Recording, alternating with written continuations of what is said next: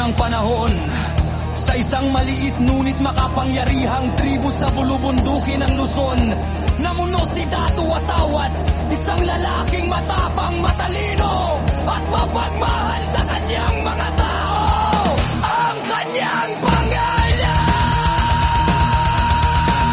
ay nagmula sa kanyang pangako na palaging maging watawat ng pag-asa at proteksyon para sa kanyang tribo.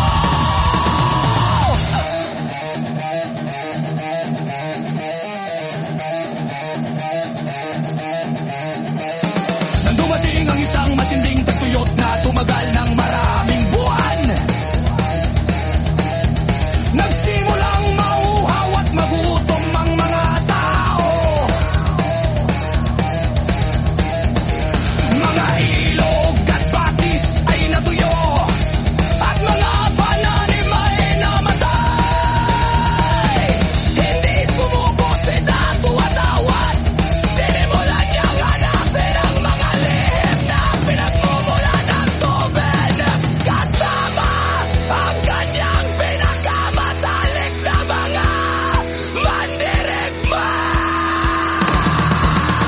Matapos maraming araw ng paglalakbay sa mapanganib na kagubatan, natuklasan nila ang isang liblib na lambak kung saan may isang batis na pinoprotektahan ng isang matandang engkanto.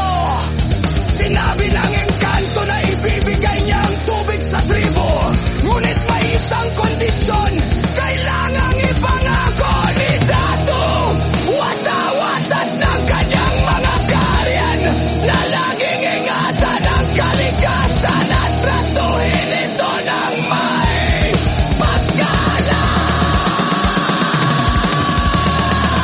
Agad na sumang-ayon si Datu Watawat, ipinadala niya ang tubig sa kanyang mga tao, at sa lalong madaling panahon ay muling bumuhay ang kanilang lupain. Mula noon, itinuro niya sa mga susunod na henerasyon ang kahalagahan ng pag-aalaga sa kalikasan.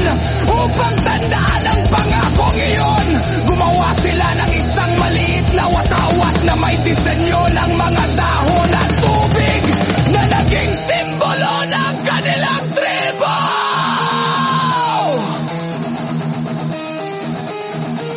Pagkatapos ng tagtuyot, unti-unting bumalik ang sigla ng tribo. Ngunit hindi nagtagal, dumating ang isang grupo ng mga mandirigma mula sa isang malapit na kaharian na nais sakupin ang kanilang lupain dahil sa mga sagana nitong yamang lupa at tubig.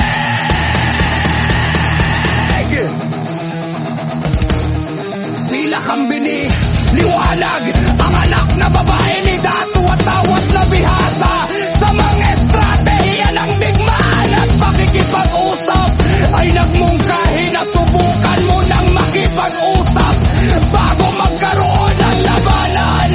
Sumang-ayon si Datu Watawat at ipinadala si Liwanag kasama ang inilang emisaryo para kausapin ang mga lider ng kalaban.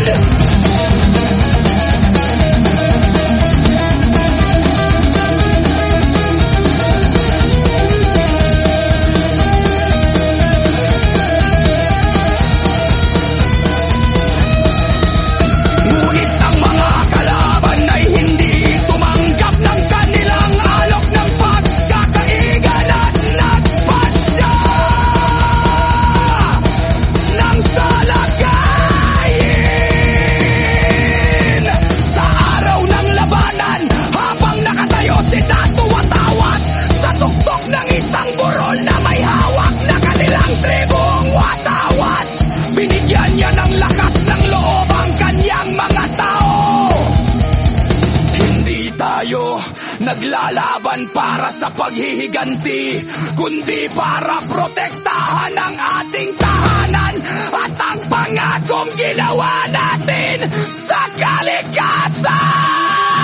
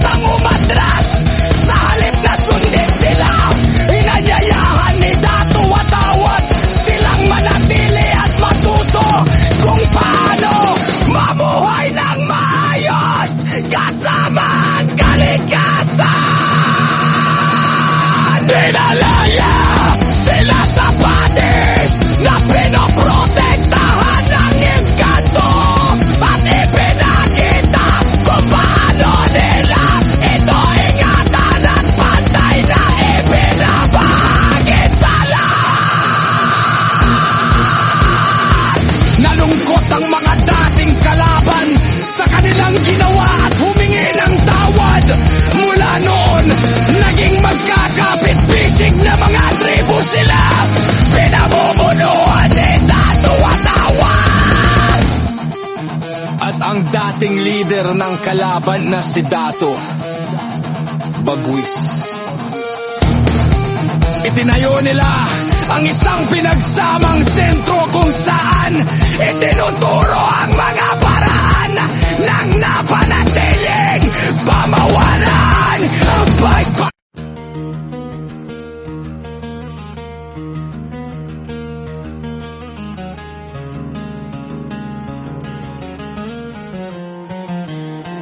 nalungkot ang mga dating kalaban sa kanilang ginawa at humingi ng tawad.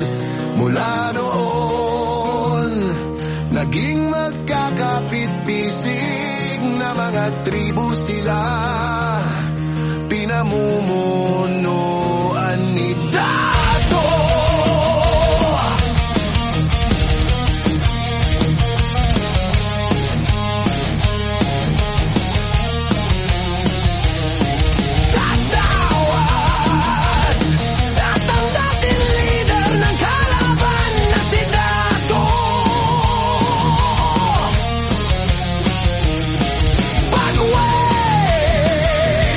Itinayo nila ang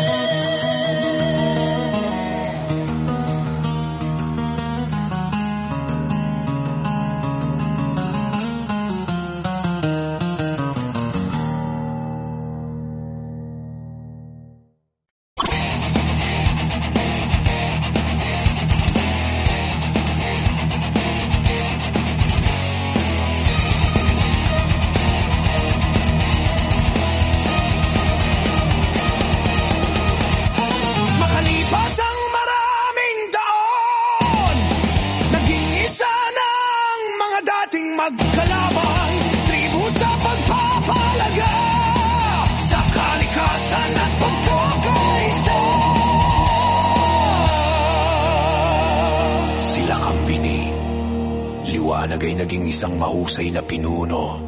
Pinagpatuloy niya ang mga aral ni Datu. Watawat at paunlad pa ang mga paraan ng pag-aalaga sa kanilang lupain.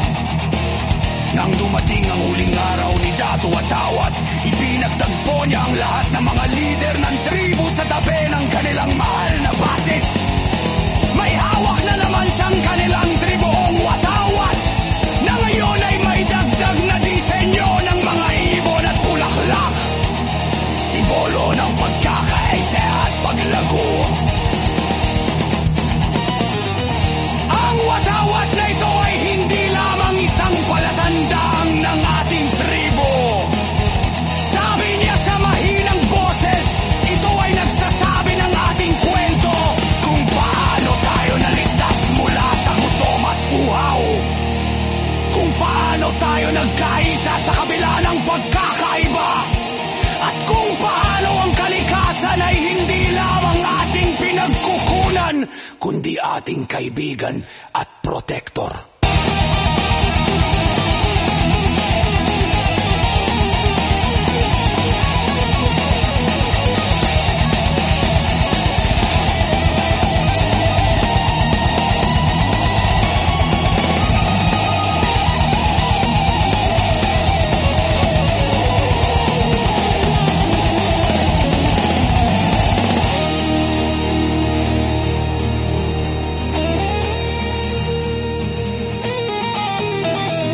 Tapos niyang ibigay ang Watawat kay Liwanag. Malumanay na pumikit si Datu Watawat. Ang mga tao ay nag-alala, ngunit biglang napansin nila na ang tubig ng batis ay nagsimulang kumikinang ng kakaibang liwanag. At mula sa tabi nito ay lumitaw ang isang maliit na puno na may mga dahong parang watawat.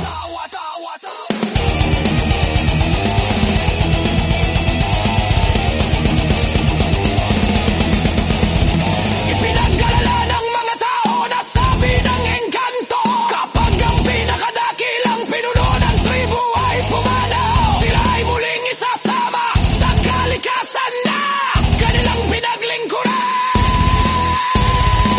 Itinanim nila ang punong iyon sa gitna ng kanilang sentro. At sa paglipas ng mga taon ay lumaki ito ng malaki at matibay.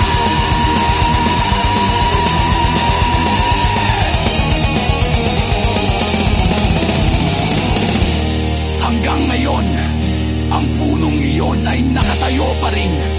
At tuwing umuuspong ang mga bagong dahon na parang watawat, alam ng mga tao na ang espiritu ni Datu Watawat ay patuloy na nanonood sa kanila, na nagpapaalala na ang tunay na lakas ay nasa pagkakaisa at pagmamahal sa kalikasan.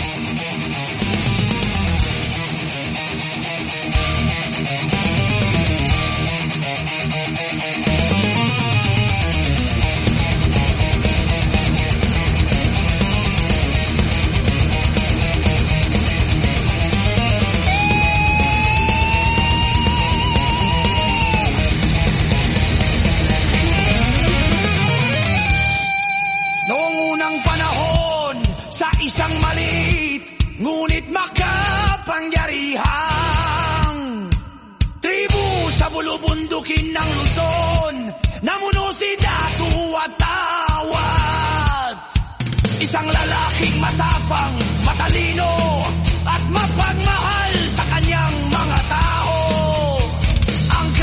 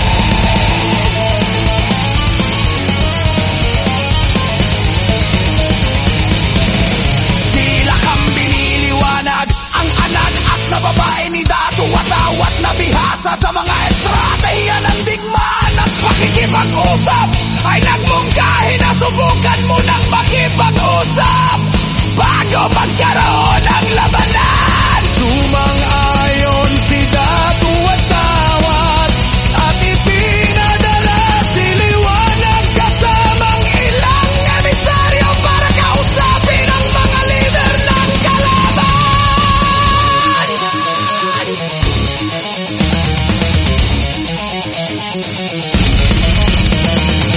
Ngunit ang mga kalaban ay hindi tumanggap ng kanilang alok ng pagkakaibigan at nagpasya ng salakayin.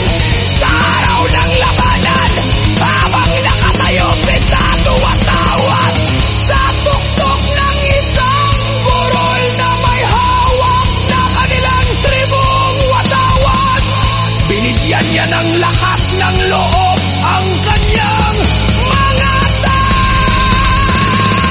hindi tayo naglalaban para sa paghihiganti, kundi para protektahan ang ating tahanan ng pangakong ginawa natin sa kalikasan.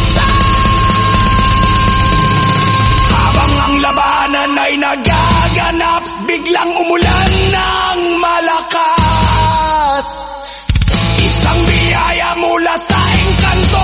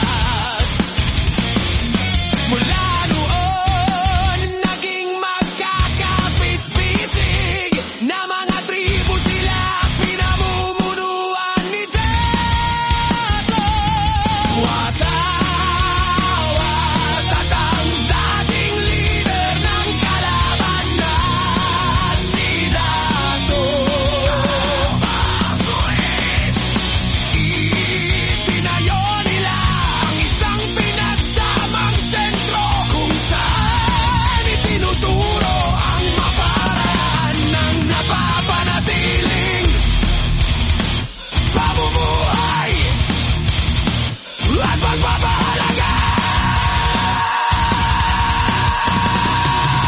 sa kalikasan.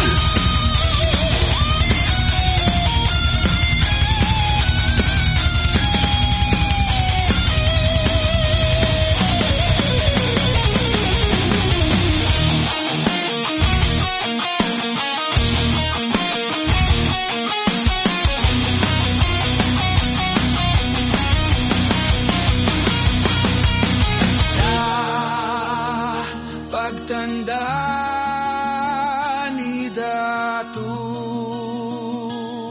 Watawat,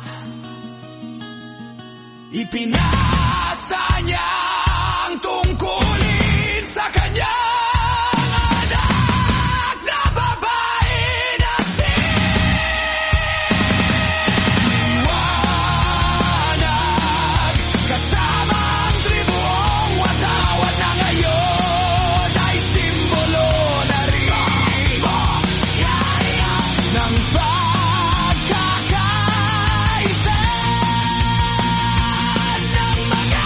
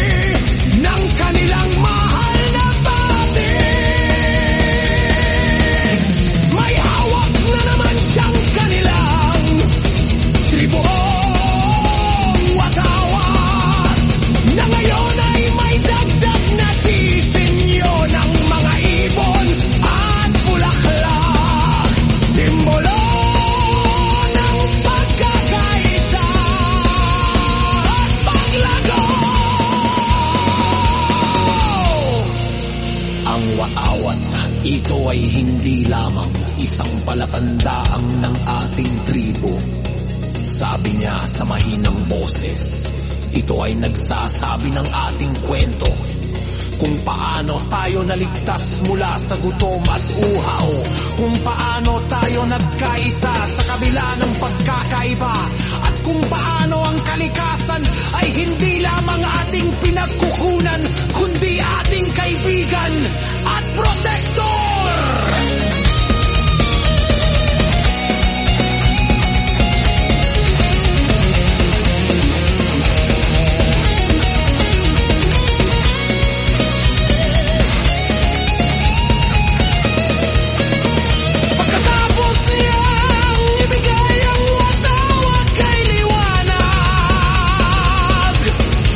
Maliwanag na ay nakumigit sa itato, watawa.